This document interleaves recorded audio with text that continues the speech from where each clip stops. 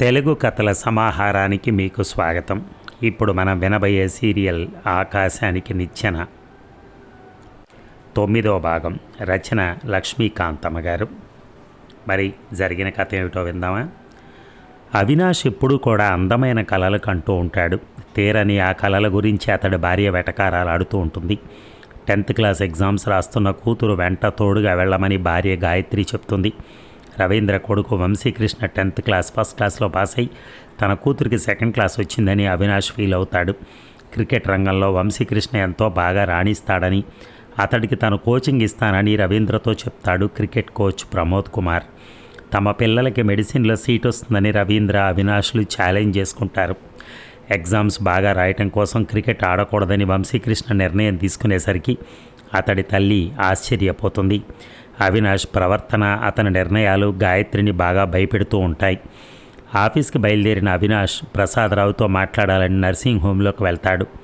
కొడుకుకి పాలు తీసుకొచ్చిన తల్లికి శుభవార్త చెప్పాలని చూస్తాడు వంశీకృష్ణ. తామున్న పరిస్థితి, అవినాష్ ప్రవర్తనల గురించి రవీంద్రతో చెప్తుంది గాయత్రి. మరి ఇప్పుడు ప్రజెంట్లోకి వెళ్దాం.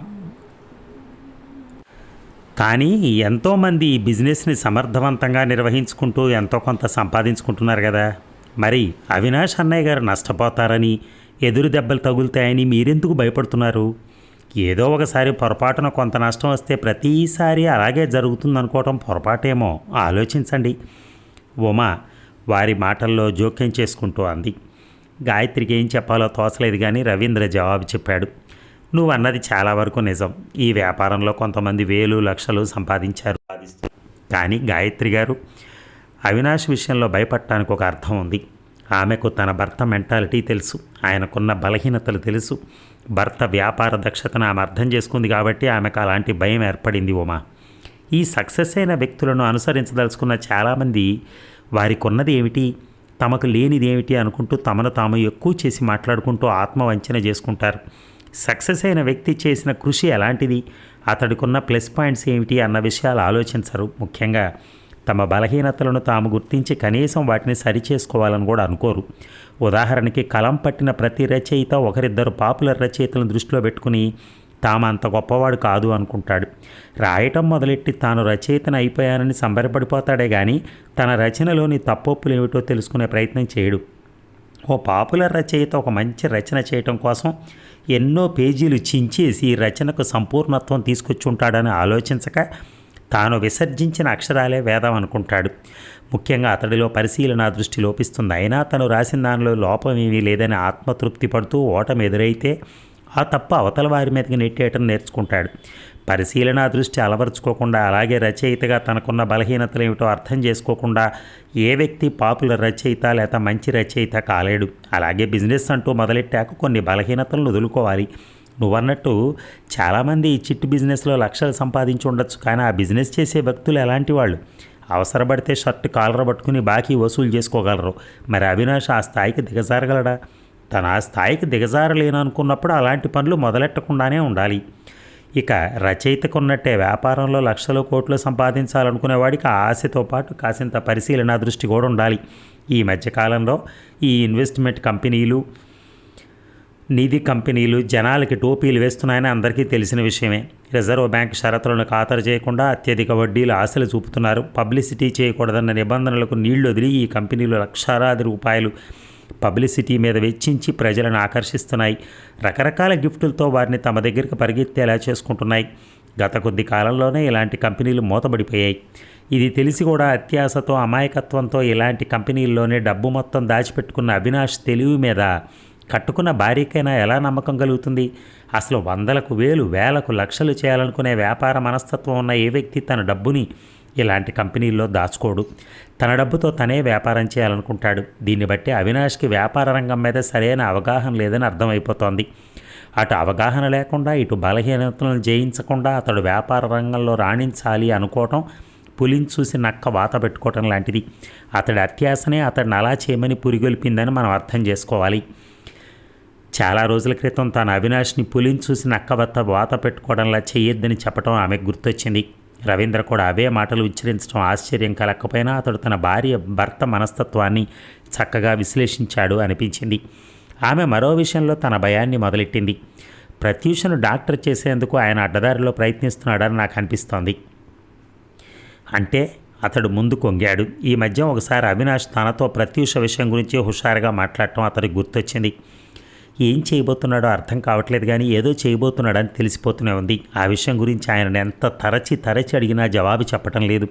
డబ్బు వ్యవహారంలోనే కాదు, అమ్మాయి విషయంలోనూ నాకు భయంగా ఉంది అన్నయ్య గారు.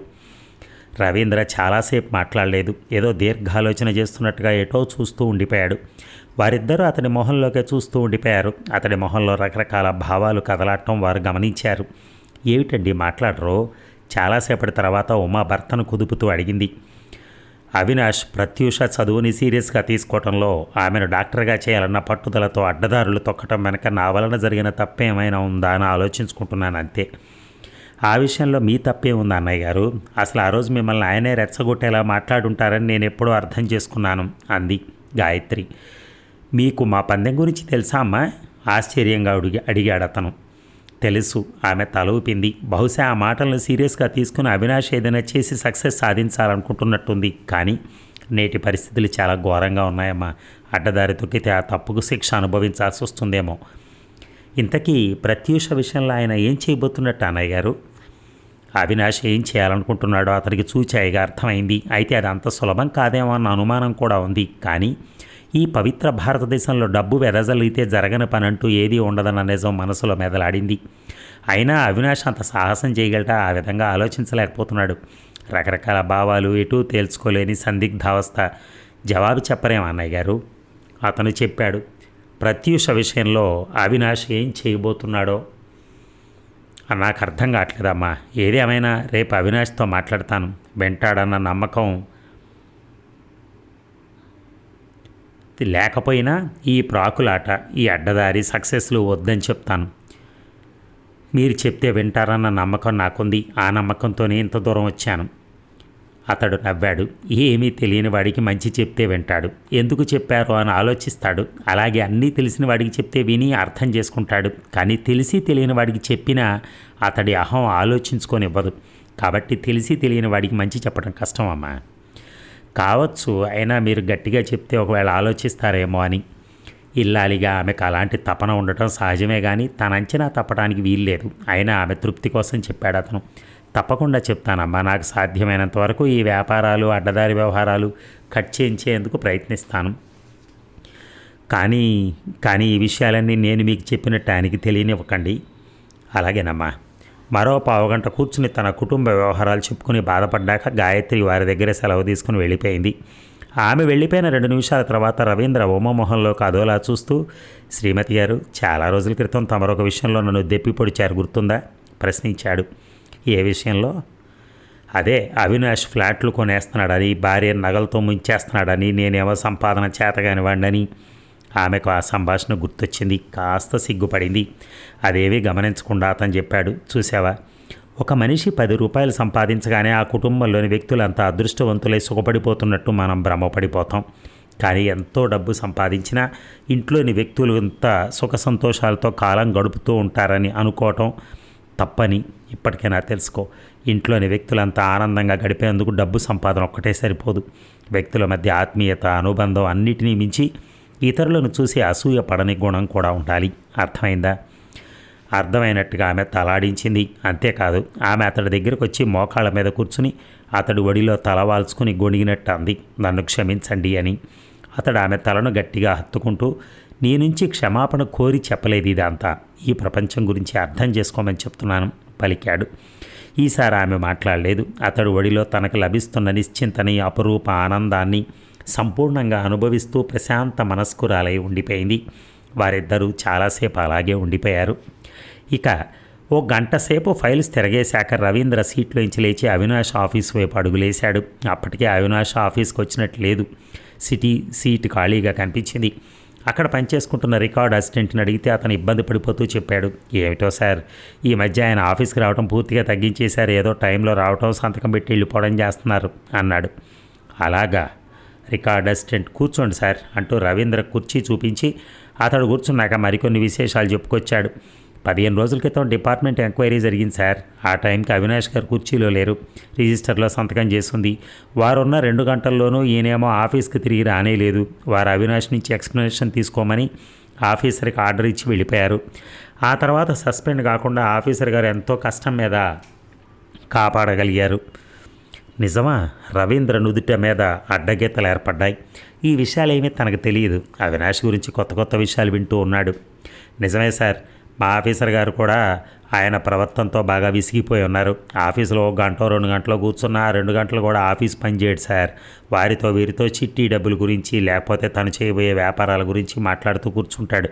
మా ఆఫీసర్ గారు ఏదో మంచివారు కాబట్టి ఈయన ఇంతకాలమైన ఆ సీట్లో ఉండగలిగారు. లేకపోతే మరో ఆఫీసర్ అయి ఉంటే ఈసరికి ఆయనకి మెమోల మీద మెమోలు అందజేసి సస్పెండ్ చేసి ఉండేవాళ్ళు. రికార్డ్ అసిస్టెంట్ మాటలు వింటున్న పక్క టేబుల్ క్లర్క్ వారి సంభాషణ మధ్య జోక్యం చేసుకుంటూ అది మాత్రం నిజం అన్నాడు. అవినాష్ ప్రవర్తనని ఆఫీసులోని వారంతా ఎంతగా అసహించుకుంటున్నారో రవీంద్రకు అర్థమైపోయింది. మా మేనేజర్ ఇక నుంచి ఆయన మీద యాక్షన్ తీసుకోవాలని అనుకుంటున్నారు సార్. పోనీ ఈ విషయం ఆయనకి మేము చెప్పామనుకోండి, బోర్డు ఉద్యోగం ఆఫీసర్ గాడేమిటి నన్ను ఉండనిచ్చేది, మెమోలు ఇచ్చి సస్పెండ్ చేస్తే నేనే నా రాజీనామాను మొహాన కొడతాను. ఈ బోర్డు ఉద్యోగం చేయాల్సిన కర్మ నాకేంటి, ఏదో టైంపాస్గా ఉంటుందని ఆఫీస్కి వస్తున్నాను కానీ అంటాడు. అలా అంటాడే కానీ పోనీ రాజీనామా చేస్తున్నాడా అంటే ఆ పని చేయడు, ఒట్టి బెదిరింపులే. పక్క సీటు క్లర్క్ పక్కపక్క నవ్వాడు. ఎదుటి సీటు టైపిస్టు అతడు నవ్వులో జత కలిపింది. అవినాష్ అంటే అసహ్యమే కాదు, ఎగతాళి చేసే స్థాయికి అతడు దిగజారిపోయాడని రవీంద్రకు తెలిసింది. ఏ చోటైనా మనిషి విలువ ఆ స్థాయికి దిగజారాక అలాంటి చోట ఉండటం కన్నా మించిన తప్పు మరొకటి ఉండదు.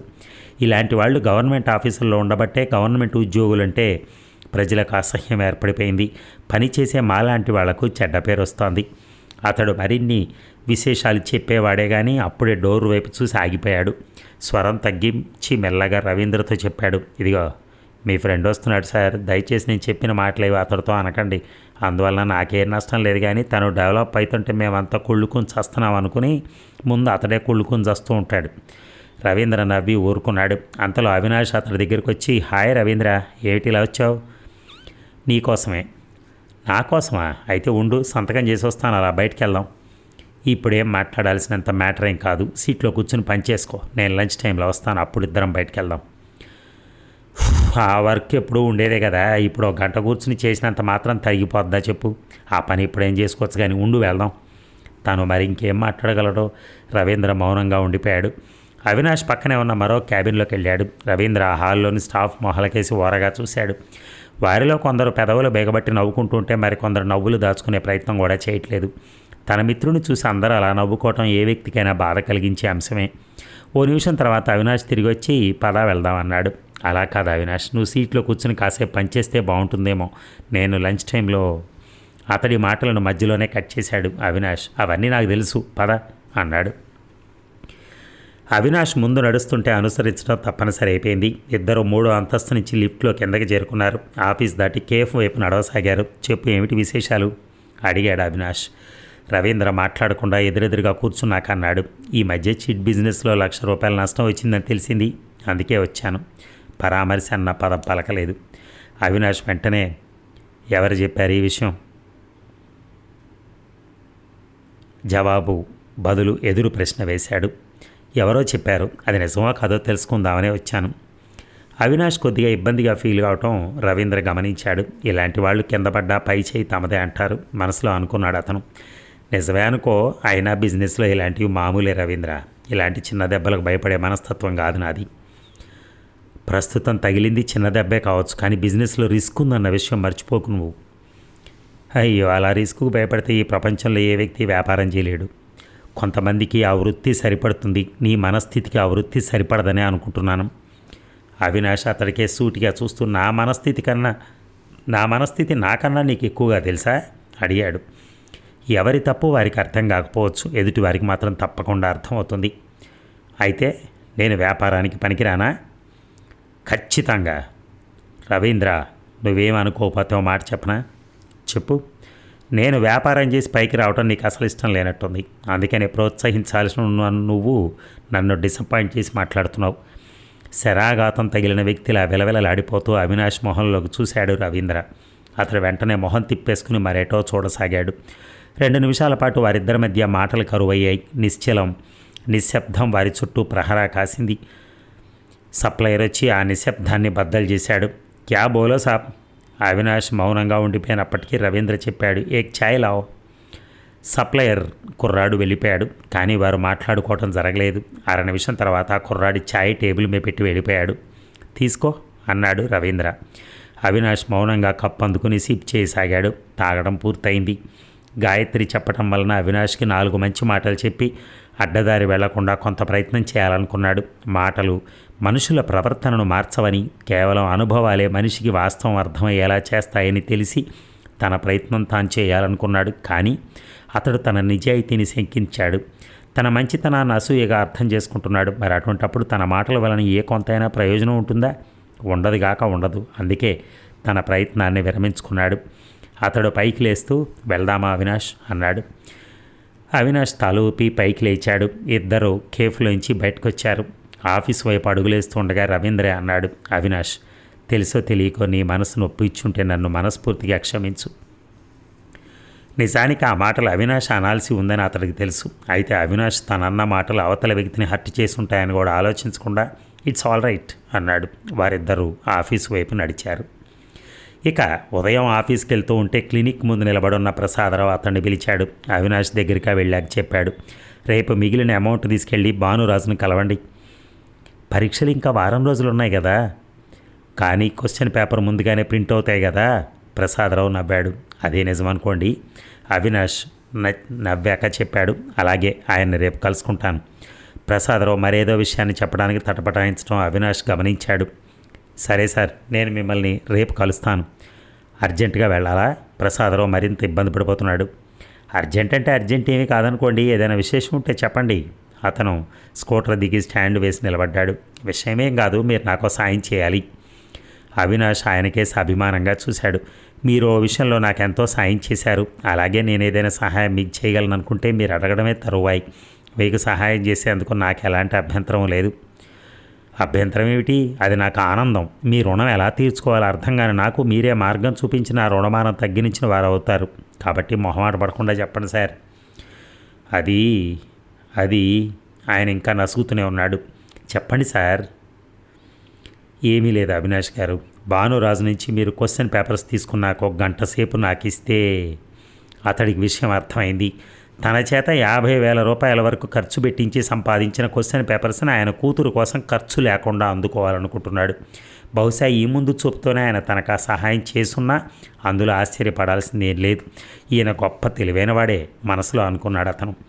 మరి ఇతను కూడా తెలివిగా ఎందుకు ప్రవర్తించకూడదు? తనకు 50,000 ఖర్చు అయ్యాయి కాబట్టి అందులో కొంత శాతం ఆయన్ని భరించమంటే ఈ ఆలోచన బాగానే ఉన్నట్టు అనిపించింది. ఆ మాటే ఆయనకి చెప్పాలనుకున్నాడు. అయితే అంతలోనే అతడి కనుల ముందు ప్రదీప్ నిలిచాడు. ప్రదీప్ని తన అల్లుడుగా చేసుకోవాలనే కోరిక మనసులో కదలాడింది. అతడు ఏమీ చెప్పలేని సందిగ్ధావస్థలో కొట్టుకులాడసాగాడు. అవినాష్ గారు జవాబు చెప్పరే? అది అది అంటూ తలగొక్కుంటూ, భానురాజు గారు క్వశ్చన్ పేపర్స్ మరెవరికి చూపించద్దని, అది చాలా డేంజర్ అని అన్నాడు. మరి చెప్పదలుచుకున్నది కూడా పూర్తిగా చెప్పలేకపోయాడు. ఇతరులంటే బయట వారు ఎవరికి ఇవ్వద్దన్నాడు, కానీ మనం ఆలోచించండి. మరి ప్రసాదరావు మనం అంటంతోనే అతను ఎక్కడికో వెళ్ళిపోయాడు. ఎంత దగ్గర తన ఫీల్ కాకపోతే మనం అంటాడు ఆయన. మనం అన్నాడంటే రేపు ప్రత్యూష ప్రదీపుల పెళ్లికి మాత్రం అడ్డుపడతాడా? అతడి కనుల ముందు ఈస్ట్మన్ కలర్ దృశ్యాలు కదలాడసాగాయి. కళ్యాణ మండపంలో ప్రదీప్ ప్రత్యూష మెడలో తాళి కడుతున్నాడు. తను ప్రసాదరావు భుజాల మీద చేతులు వేసుకుని నవ్వుతూ మాట్లాడుకుంటున్నారు. కట్ చేస్తే ప్రదీప్ ప్రత్యూషలు కారులో హనీమూన్కి వెళ్తున్నారు. సీన్ కట్ అయిపోయింది. వారిద్దరూ తెల్లని దుస్తుల్లో కారు దిగి చాలా రిచ్గా కనిపిస్తున్న హాస్పిటల్ వైపు నడుస్తున్నారు. నర్సులు వారిని గమనిస్తూ గౌరవంగా పక్కకు తప్పుకుంటూ నమస్తే డాక్టర్ అంటూ విష్ చేస్తున్నారు. అవినాష్ గారు అతడు ఈ లోకంలోకి వచ్చాడు. ఏమిటి ఒక్కసారిగా ఆలోచనలోకి వెళ్ళిపోయారు? నాకు పేపర్స్ ఇవ్వటం మీకు ఇష్టం లేనట్టుంది. అతడు క్షణంలోనే ఒక నిర్ణయానికి వచ్చాడు.